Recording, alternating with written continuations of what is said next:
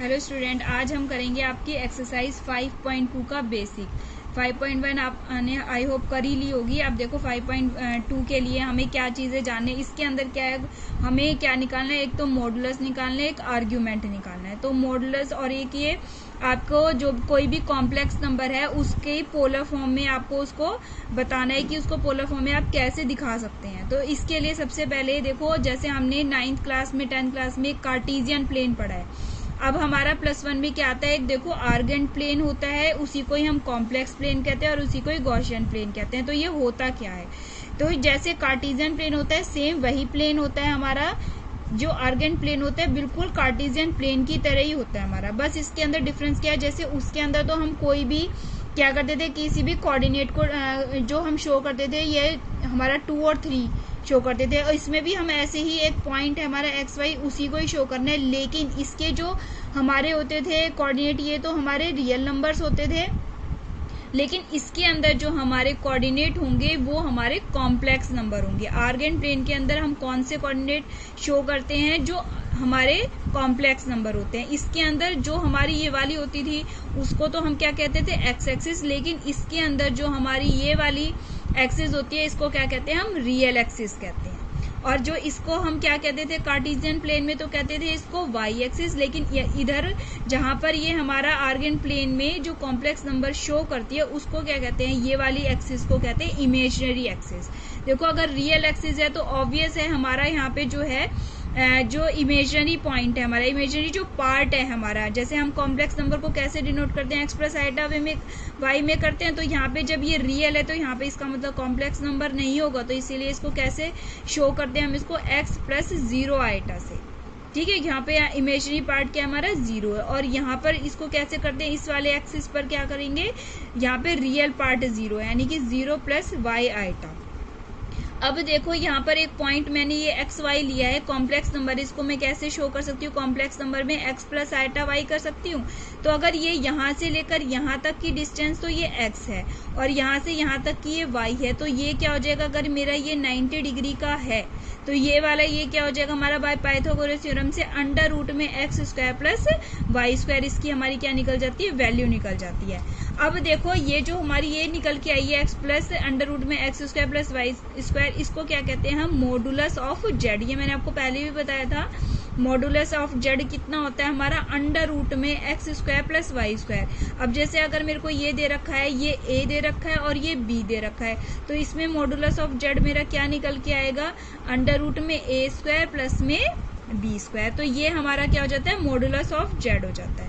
अब अगर हमें किसी भी कॉम्प्लेक्स नंबर का कॉन्जुगेट अगर हमें आर्गेंट प्लेन में शो करना है, तो देखो जैसे यहाँ पर तो मैंने क्या किया, एक पॉइंट ले लिया XY।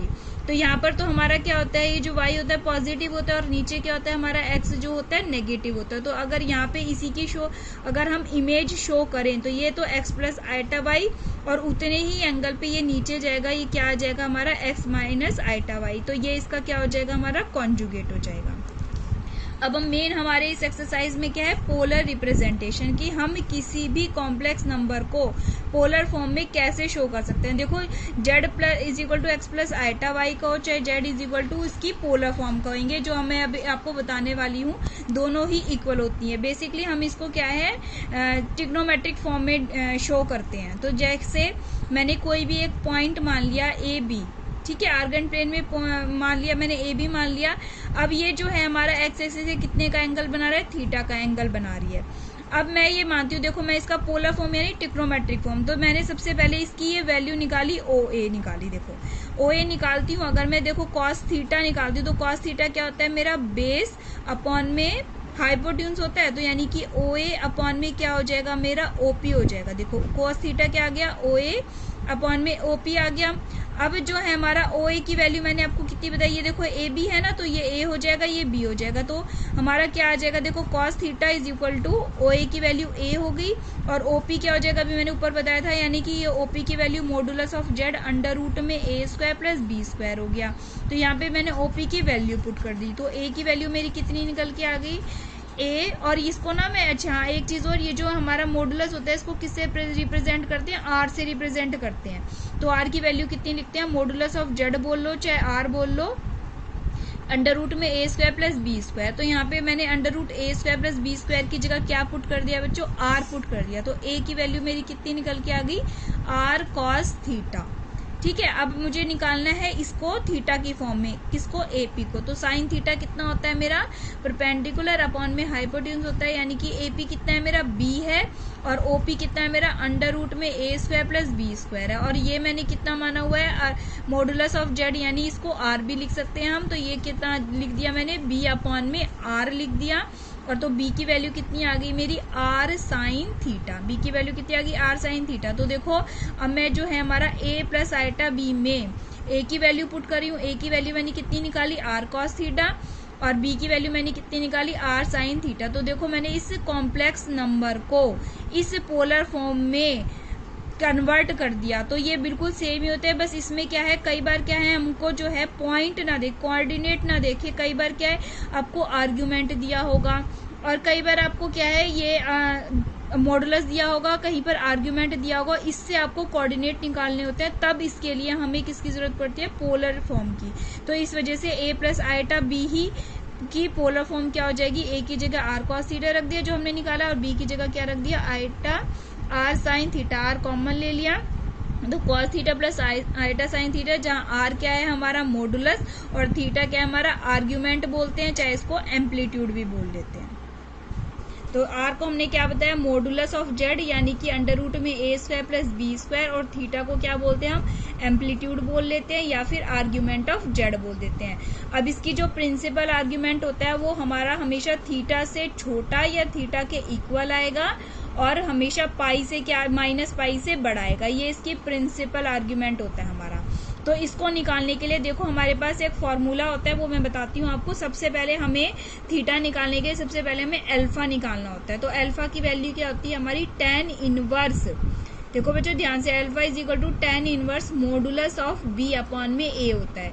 अब हमें कैसे पता चलेगा ये थीटा जो हमारे कौन से क्वाड्रेंट में है, और कैसे इसकी वैल्यू निकलेगी। देखो अगर हमारे पास z आता है हमारा simple a plus iota b की फॉर्म में, जहाँ पर a भी पॉजिटिव है और क्या है b भी पॉजिटिव, तो यहाँ पर जो भी अल्फा निकल के आएगा उसको एज इट इज रखते हैं। फर्स्ट क्वाड्रेंट में हमारा आर्ग्यूमेंट में एम्पलीट्यूड में कोई प्रॉब्लम नहीं है, जो भी निकल के आएगा हमारा वो उसकी value theta is equal to क्या हो जाता है हमारा अल्फा। अल्फा क्या है मेरा, tan inverse b upon a। लेकिन अगर मेरा थीटा आ जाता है हमारा z is equal to minus का a प्लस में आइटा b, देखो ऐसे करके अगर हमारी z की वैल्यू ऐसे आती है तो जो भी अल्फा हम निकालते हैं, तो अल्फा मैंने क्या बताया निकालना, tan inverse modulus of b upon a, ये निकालना बताया आपको।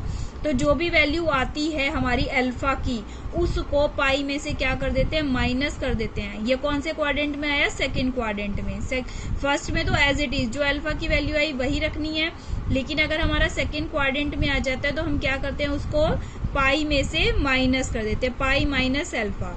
लेकिन अगर हमारा जेड आ जाता है इस फॉर्म में, माइनस का ए माइनस का आइटा बी की फॉर्म में आ जाएगा, तो सबसे पहले ऐसे ही अल्फा निकालेंगे, alpha is equal to tan inverse b upon a, ऐसे अल्फा निकालेंगे। लेकिन जो भी अल्फा आएगा हमें थीटा निकालने के, उस अल्फा में से पाई माइनस कर देंगे, यानी कि थीटा इज इक्वल टू क्या कर देंगे, माइनस का अल्फा माइनस में पाई कर देंगे। ठीक है, और अगर हमारा जेड आता है ए माइनस आइटा बी की फॉर्म में आ जाता है, यानी फोर्थ क्वाड्रेंट में आ जाता है, तो जो हमारा अल्फा जो भी निकल के आएगा उसको माइनस अल्फा लिख देंगे, तो ये हमारा क्या निकल जाएगा, आर्ग्यूमेंट यानी कि एम्पलीट्यूड निकल जाएगा। ये हम क्वेश्चन के अकॉर्डिंग में और अच्छे से समझेंगे बच्चों।